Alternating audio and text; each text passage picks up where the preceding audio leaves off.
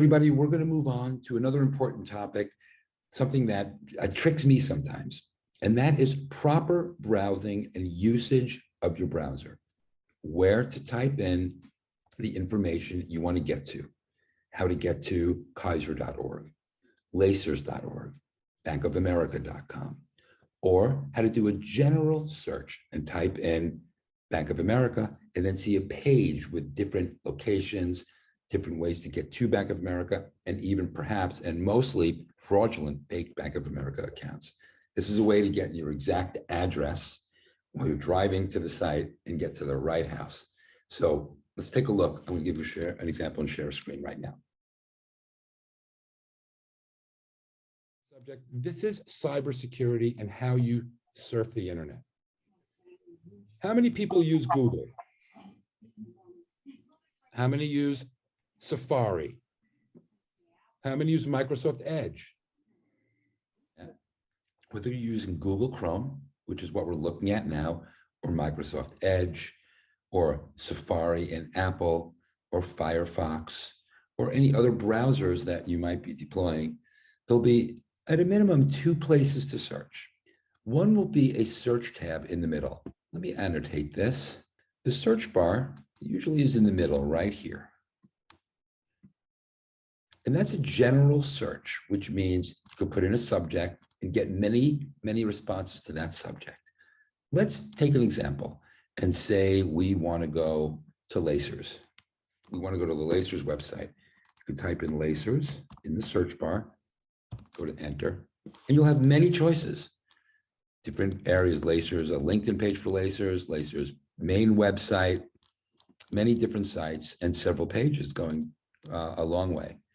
Now, this is important to look at because here is where you can sometimes hit the wrong website. You're getting many choices. But if you really want to go directly to Lacers, and you know it's lacers.org, you're going to not use the search bar. We're going to go and use the top bar, which they call the URL bar. And I'm going to put my cursor in there. I'm going to type in lacers.org. And I'm going to go directly to my website. And that's, look, how great is that Lacers is doing that. You'll have the best retirement fund. Let's do another example. Let's say I'm going to go to Bank of America. I'm going to go to the general search.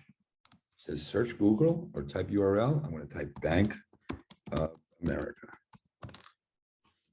This is really where the scammers could get you. By the way, this is giving the option to allow the computer to know where I am. I'm going to allow that.